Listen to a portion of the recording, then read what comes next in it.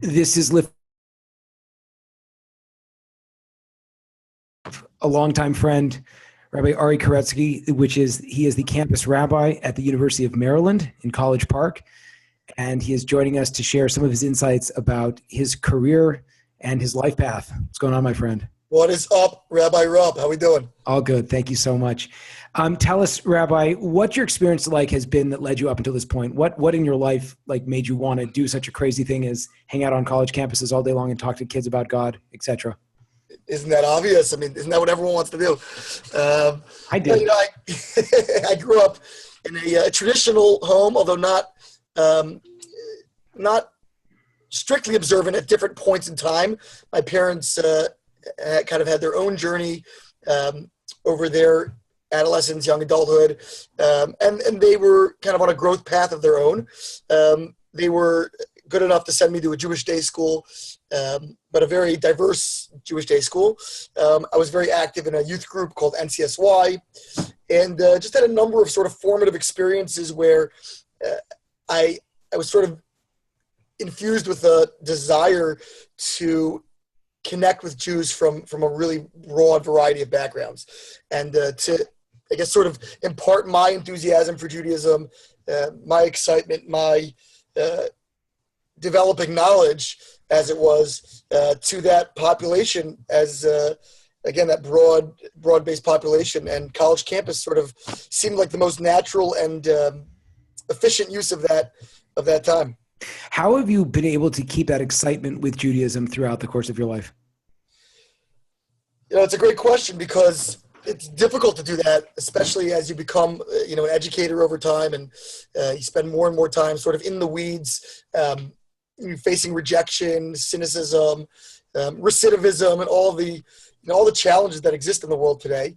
And certainly an educator, him or herself, is just a human being, obviously. So we have our own challenges and so forth. So it's really something that requires a constant sense of personal renewal, a constant ability to tap into the individuals who can give you strength and give you the enthusiasm. Students who have come through the ranks and have really benefited and grown themselves, and they can kind of re-energize me.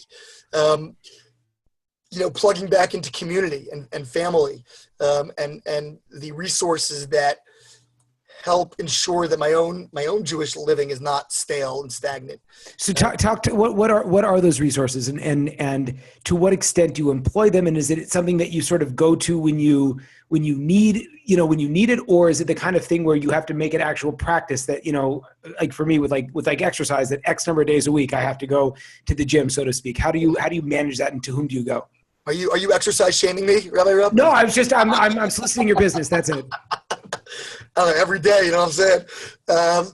Basically, I mean, look, a little of both, right? And some things have to be sort of built in and kind of systematized as a part of my daily regimen and part of my weekly regimen.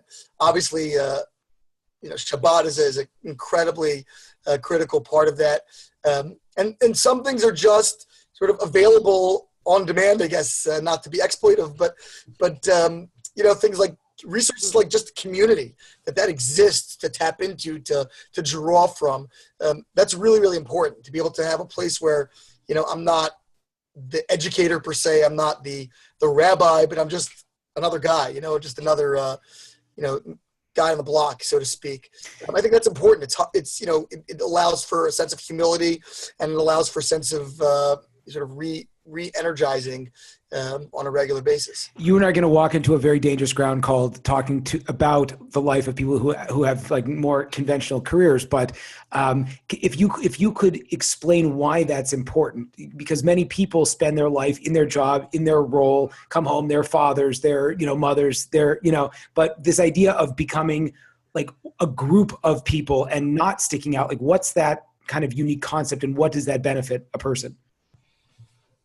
Well, I guess when you have a conventional job, not that I would know, not like I've ever had one. Right. I worked at a pharmacy once in 11th grade. That counts. Yeah, I used to drive a truck I was a garbage man actually for a while.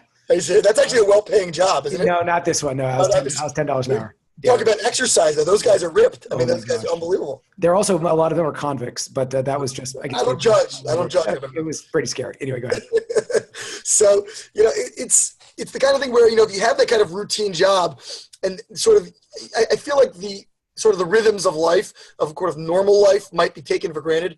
You come home, you go to your synagogue, you go to your community club or whatever you do. You have your family. When you have a job that is largely unconventional, both in terms of the hours and in terms of the content of what you're actually doing, whether it's tabling outside on a college campus, whether it's teaching a class to a bunch of possibly interested, possibly not interested, millennials, whether it's fundraising, administration, babysitting a group of tenants in a frat house, which is unfortunately a part of my job. So those things sort of can take me out of the realm of sort of the normal daily routine, and things that I think others may take for granted are really just kind of count on as a part of daily life, or at least weekly life, to me are really kind of extraordinary. Even though I don't live in some remote village somewhere without a Jewish community, I'm awed by people who can do that. But even just taking advantage of the resources of my own Jewish community, I don't get to do that as often as I'd like. And when I do get to do that, I really sit back and sort of enjoy it. I appreciate it. And I think I have a certain freshness about that interaction, just by nature of what I'm doing the rest of the time.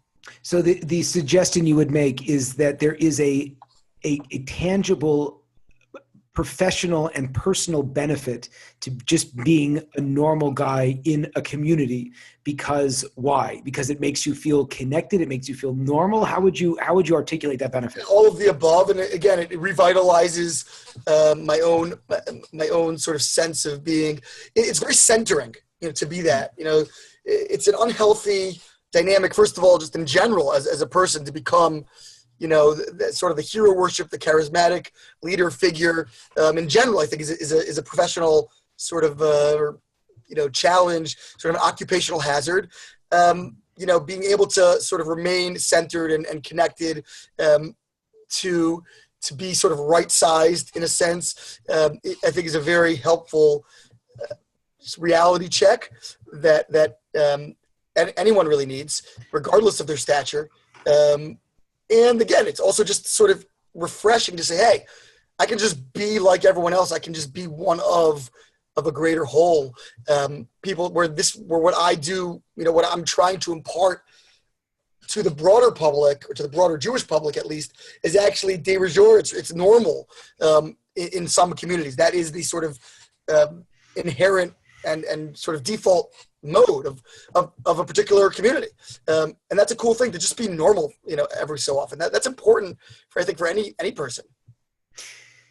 The issue of hero worship, I have a favorite quote that it was one of those like throwaway quotes that I heard from Rabbi Barrel Wine. I don't remember what the occasion was, but he said that every rabbi has this messianic complex by which they have to, that's like what inspires them to go out. So what you're saying is that that's actually detrimental in the sense that how have you seen that kind of rear up throughout your career, and how have you dealt with that? Because I definitely think it's a big challenge that oftentimes people that are not in this sort of frontline type of job ever have to deal with. But I think it's an important challenge.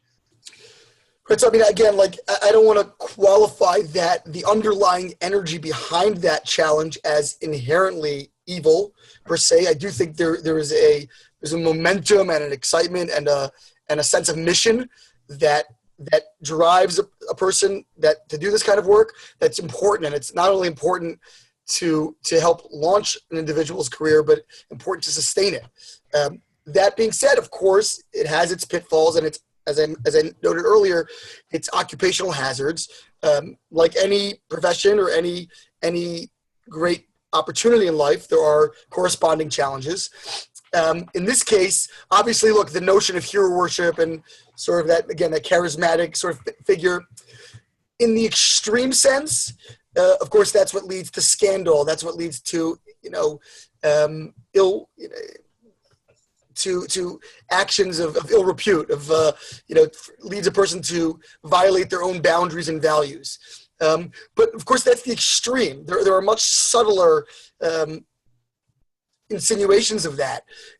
Things as difficult to detect, but as real as, wanting someone to rely on you more than is necessary, of giving someone advice that isn't ultimately the greatest possible advice for them. We know that's actually a Torah prohibition, to give inappropriate advice to someone. And very often that advice can come cloaked in a garment of piety, in a garment of altruism. And so a person has to constantly be checking oneself to ensure that we're not being carried away by that sort of hero worship. And that requires a strong self-esteem, a strong basis back, again, roots back in the community, perhaps mentorship, having what might be called like a preceptor, peers, strong peers who can monitor you, ideally working in an organizational setting where even if you are the superior, the employer, you have colleagues who have the integrity and the willingness to kind of keep you honest, and vice versa. Those are important mechanisms that are safeguards that really ensure that we always are acting in the best interests of our students, and not simply promoting some sort of self-serving agenda. You're good. So how do you then, on the flip side, develop the confidence to be able to give truly tailored advice? Because we know that, in every situation, we might want what's in the long-term best interest. They have what they want. And as I've gotten older, I feel less and less capable of giving really good advice, just because I realize, like, if someone listens to me and they actually do what I say, like, oh my gosh, I'm actually responsible for this stuff. So Right. How have you been able to nurture that over the course of your 13 years in this kind of an industry of being involved as a rabbi and helping people grow, to really do it in a genuine way, but in a way that's like real and a certain with that element of confidence that people really seek out when they come and speak to you? Yeah, it's such an important question. And I think, first of all, half the answer is built into the question, right? When you say that there's a certain trepidation, a certain reticence to impart this sort of said advice, that itself, I think, is a sort of a safeguard. And I think that's really important, just to have that sort of what we call COVID roche, that seriousness of presence of mind. But I'll mention two other points. One is, simply put, that I think success actually grants a person a certain leeway and a certain sort of wiggle room to be able to allow for more honest advice. When a person's constantly under the gun, under tremendous pressure, right, you feel this need, I've got to, close the deal. I've got to make X, Y, and Z happen. And that's obviously not a healthy position from which to be giving such advice or offering guidance. And so it's kind of a catch-22, right? That sort of paradox of you've got to create a certain success or a track record to kind of get people off your back a little bit and allow you to have that room to maneuver. But that does help. The other point is, I don't want to, get too religious here, but I am a rabbi. So, belief in God, right? I think that's important. When a person can say, there is a God in the world, and he also, believe it or not, is actually invested in this individual's well-being and ultimate, long-term growth. So that actually can take a little bit of pressure off the little God that is me, which say, look, I'm here to do my best and to help this person the way I best know how. But ultimately, I have to, sort of do what is truly and genuinely best for them long-term, not at age 25, but at age 85, 108, 105, and believe that God will take care of the rest, including me, if that's not leading to some kind of immediate sort of discernible or calculable metric. I have to have that kind of faith and belief that that's okay, that I'm doing the right thing for the sake of doing the right thing. Look, there's no question that I've made mistakes. I have many regrettable, incidents in my own history that things I wish I could take back, mistakes I've made, things I've said to people that I wish I hadn't said, ways of relating to people that I wish I hadn't done. I've learned from those things, and I think I've become far more deliberate in my actions, in my relations to people in that sort of sense. Maybe even too deliberate. I guess I choose to err on that side. And all we can do is sort of pray for the knowledge to find that middle path of, being able to challenge someone and catalyze someone's growth, while also ensuring that we're doing so in a way that really takes their personal, spiritual, psychological, emotional well-being, not just into account, but that is the sole driving and motivating force. How do you balance now I look at you as like an artist a little bit, someone who is so carried away with their passion for what they do clearly, and you don't get to where you are for as long as you've been doing it without putting in a lot of really hard work. So how have you been able to balance family life and your passion and the amount of work that you undoubtedly do? Is my wife listening to this? Which probably, it's such a great interview. I hope so. So give her all the credit. Hon, I love you. What can I tell you? The question is, predicated perhaps on a false assumption that I have, successfully struck that balance. I can't say that that's necessarily the case. I don't know. I certainly try. I try to use the seasonal nature of my work to compensate at certain times when others I can't. This week coming up, I'm chaperoning 2 trips for my different kids of mine, and so things along of that nature. I'm going to Florida next week with one of my other kids who earned a trip. But that's not to say how many children do you have? I'm sorry, I should point out that, yeah. How many children do you have? I have 4 biological children. 4 biological children, right? Okay, great. Yeah. Okay. What are their ages? They're all have early summer birthdays, so they're all either just turned or are turning 15, 13, 11, and 7. Wow. And how has their emotional and mental growth gone in terms of how you structure the time that you spend with them and the quality of time and how you have them interact with your students?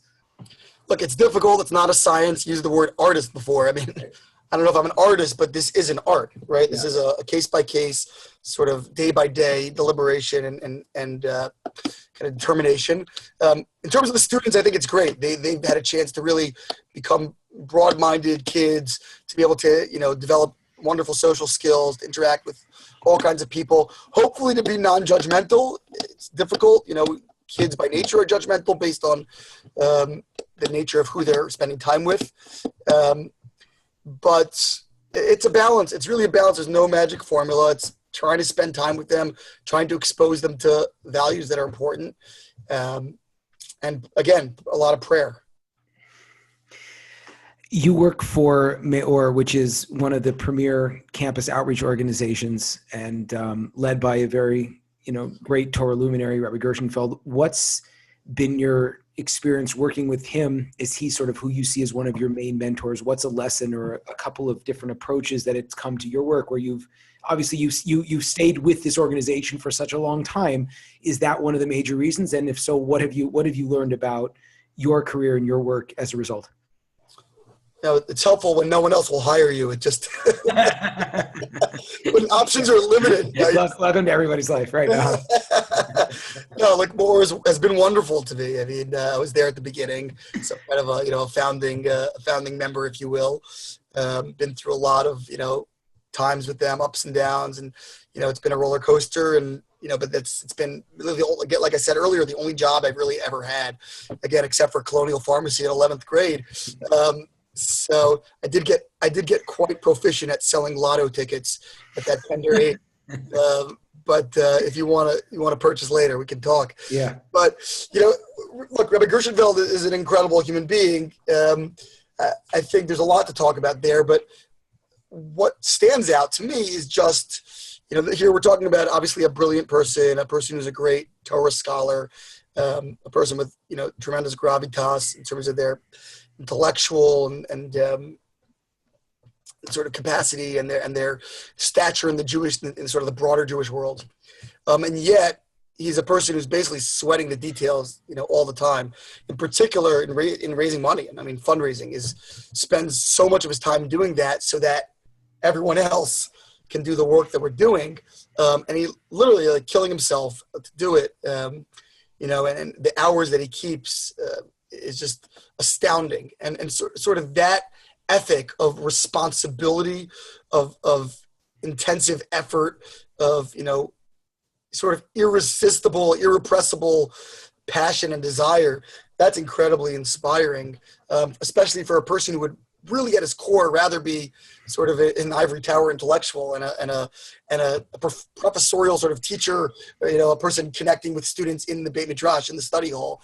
And here he's traipsing the corners of the earth, leaving his family for weeks at a time to cover, millions of dollars a year, through his own personal fundraising efforts. I mean, that's awesome. That is a very, very, very rare quality in today's world. Amazing. Have you seen the type of student change, the focus of your own teaching change, the needs from what you see in your area, the Jewish people need as you've been on this course throughout your career? It's a great question again. Yes, no question, students have changed. The world has changed dramatically. I mean, when I first got into this line of work, I didn't have a smartphone. I then got a Trio. Oh, so good. Remember the Trios? Yeah. And then, and then the iPhone. And when I started, texting wasn't a thing. TheFacebook.com hadn't yet come out. I mean, it's just the world. It's literally a different world. And so as a result, students are obviously far more distracted, also far more plugged in all these different ways and all these different channels. And it's an ongoing evolutionary process and requirement sort of to stay relevant, stay connected. Obviously, the wisdom and the Torah that we're teaching is timeless, but the methods and the delivery mechanisms need to evolve, need to adapt. And I think we're probably always a couple steps behind just by nature of the resources we have or don't have, by nature of the sort of the conservatism of the sort of the inherent conservatism of the, what we're imparting. And that's okay. I don't think it's terrible to be a little bit behind. We don't have to be, for my money, at the absolute cutting edge of any particular trend or of sort of movement, but we do have to be relevant. We do have to be speaking the same language, and we can't be speaking Old English when when they've already moved on to Middle English or New English or Ebonics or something. I was literally about to say that, and I didn't think that was politically correct. Yeah, neither did I. But that's why we have that was a little bit risque. Thanks so much. Okay, Okay. I trust you, Rabbi. Yeah. We'll put that in the outtakes. Yeah, exactly. So, I mean that's critically important to evolve to some degree with them, and something I'm always thinking about and trying to talk to people about. And again, it's far from a science. It's far from something that I've quote unquote mastered. And I just think that a sense of humility is critical in any line of work, in any life pursuit, honestly, but certainly in this arena where the world is changing so quickly. And clearly I'm not like a thought leader or action leader in any one of these, cutting edge trends or whatever it might be, but I at least want to be able to be relevant in the conversation. And to understand that students not looking for the rabbi to be the most hip and cutting edge. They are looking for them to be able to package whatever values and wisdom they intend to share in a manner that can capture their attention and in a language that does speak to them. So that being the case, and I'm very glad you brought that up, now that you are in this field for such a relatively long time compared to the average lifespan, the people that are now going out in the first, in to the beginning of their career, or if you were talking to yourself at the beginning of your career, what kind of advice would you give? Look, the fundamentals don't change, right? The fundamentals of personal relationship, of a willingness to be there for an individual, to love them, to care for them, as we said earlier, to do what's best for them or to help them do what's really best for themselves. All of those fundamentals don't change. The need for persistence, right? Assiduousness. That's such a great word. What does that even mean? Tenacity. I'm just giving you lots of fancy sounding. It's working. I'm in. Yeah. See, I have a degree in writing, Jacob. And so I figure the only way I can possibly use it is by either writing fancy emails or joining podcasts. I literally had this conversation with this guy where he used this big word I had never heard before, ecumenical. And I was just like, having this whole trying to figure out the context. I was like, I Googled it outside of his house at the end. I didn't have the nerve to ask him what that meant, but whatever, go ahead. Anyway. So yeah, I mean, it's, the fundamentals are the same. I mean, it's passion for people. It's, obviously you have to have a certain knowledge base and the ability to translate that into some kind of modern parlance. Good. Again, I love it. But look, that's key. Now, again, there are little tricks of the trade? Obviously, there's lots of things that the subtleties, the minutia of day-to-day activity that are really important, and try to talk to people about them, and more importantly, try to walk them through them. But the fundamentals are what they are and what they always have been. And do you feel, I mean, there's so many studies that are coming out now, if we're going to pull back and ask sort of broad stroke questions, there's so many studies that are coming out nowadays about assimilation and, millennials being completely unaffiliated and et cetera, et cetera. Do you feel discouraged? Do you feel that this puts a damper on things? Are you looking at this as an amazing opportunity for, the kind of Torah that you teach and similar type of people to reach out and have kind of a fresh approach that hasn't been seen recently? Like, what's your take on what the media, I think, has really been spinning as a very dismal future for the Jewish people, and what's the solution if you do take that dismal approach? Well, like the answer to many things in life, I think the honest answer is both. The reality can be both depressing and demanding. It can be, it can invoke despair and it can inspire action.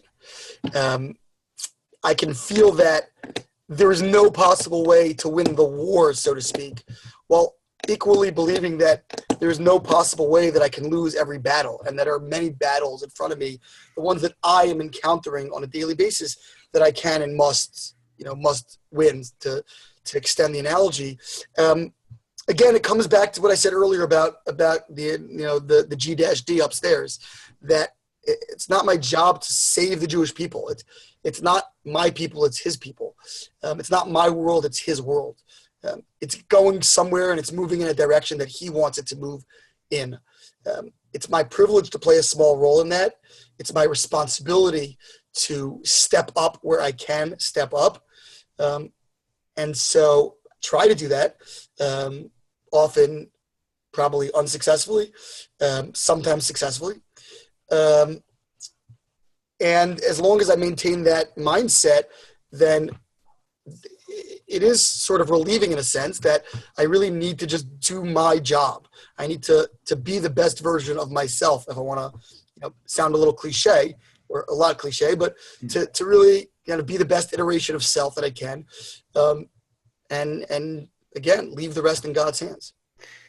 What inspires you the most about what you're looking forward to in terms of your own career, in terms of where you want to go? Like, what's your next step or chapter, an area where you want to get better? I mean, there's so many areas that I can improve. I'm doing a lot of work now on a broader organizational level. I have a passion for some of that work as well. What does that mean?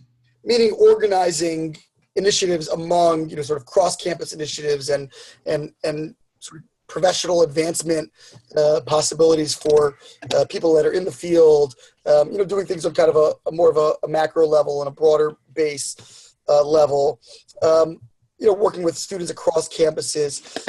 But at the end of the day, there's something that still inspires me. There's still a passion that I gain from just meeting that student for the first time, whether it's on the campus, whether it's, on an airplane going somewhere, wherever they might be, just having that initial encounter and trying to help funnel a student into a pathway, onto a journey that they will ultimately appreciate and enjoy and grow from, hopefully for a very long time. That's still the greatest pleasure to me. Okay, I want to be respectful of your time. I have two more questions for you. Yes. What do you feel that your legacy is? And this is like 1B. What would you like it to be? Like when you're thinking like long term, like what I want to be remembered for, what drives you for that? And how are you going about accomplishing that now? A little early to be talking about legacy, isn't it, Rabbi? No, I'm saying you never know. We're getting old, my friend. Don't sign the death bell yet, man. The warrant is still, my body's still, still warm. What I think I've trying to do is to be someone who can create a space where people can simultaneously feel loved and embraced and not feel judged, but also a place where they're going to feel challenged.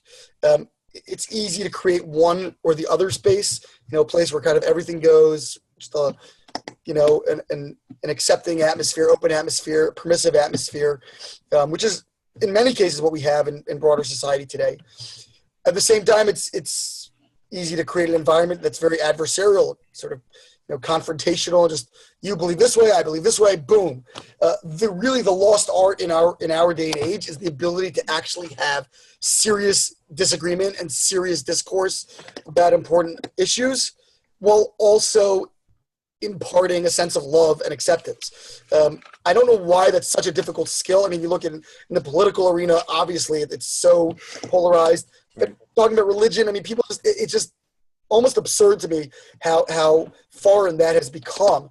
And it's I think shocking sometimes to students when they can sit down and say, I love you and I care about you and you're totally wrong, in my opinion, and I still love you. And people, it takes them a long time to wrap their minds around that. People are so binary. People are so black and white.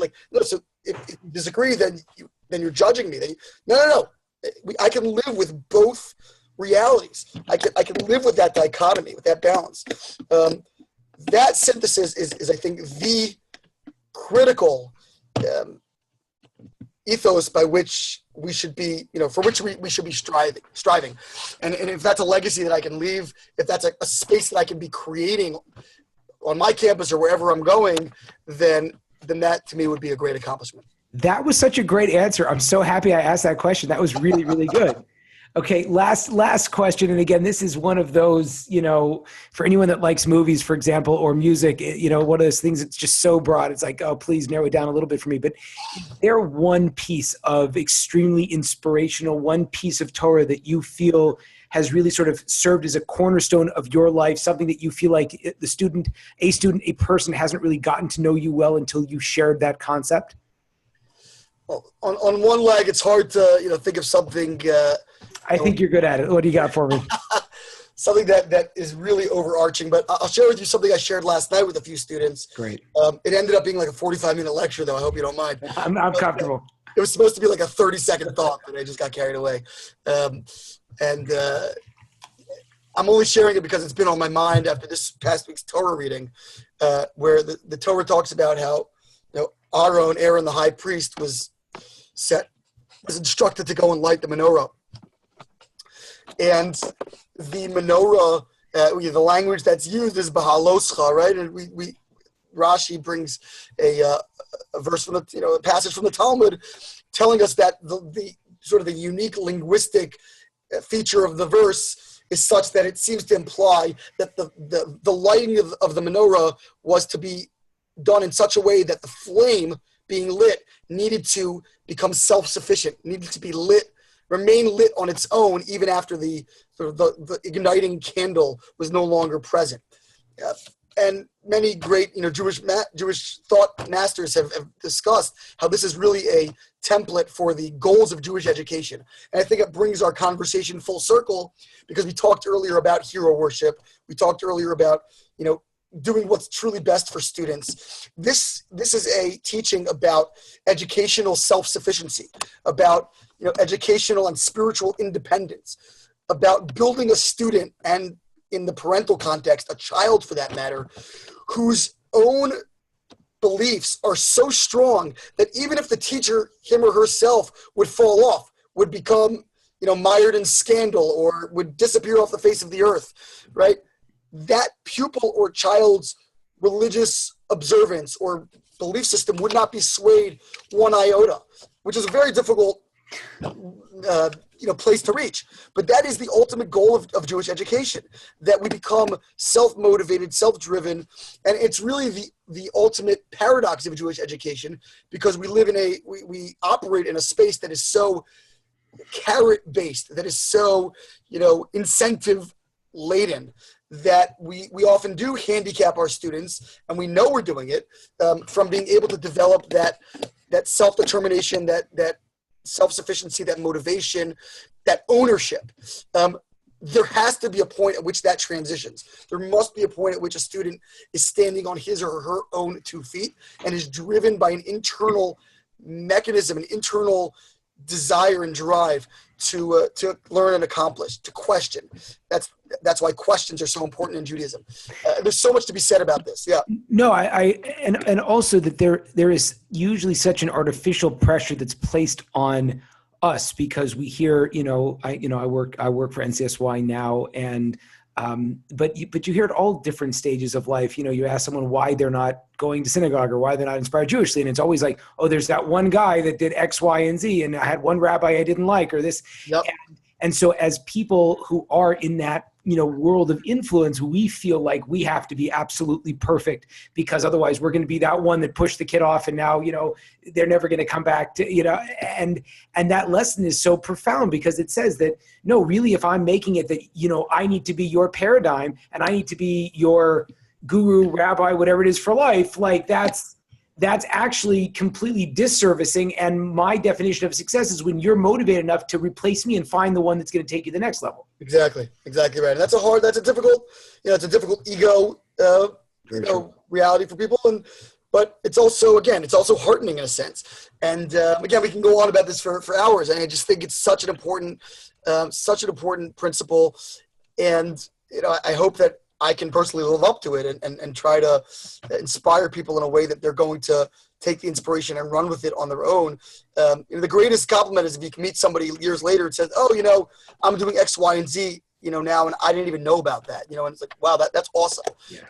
And good. Look, it's very often, unfortunately, the reality is that people aren't doing that. And so we look at that and say, it's sort of, it is depressing and upsetting. But then you look at the few that really are running with the ball, and you say, okay, it can be done, and the right students, given the right impetus, will do so. Ari Koretsky, this was awesome. I'm going to ask you a question, but then we can replay this later, and you can have something else you can say. But how do people find you, follow you, get more of you? Absolutely. Our website is meormd.org, meormd.org. meormd on Facebook. I'm also a Rabbi R' Ari Koretsky on Facebook. I won't try to spell it for you. Good luck. And yeah. And you're going to also be launching a podcast shortly. God willing, with Rabbi Rupp's expert help. Thank you. God willing. Okay, fantastic. I really appreciate the time. This was fantastic. Thank you. Thank you so much. Awesome.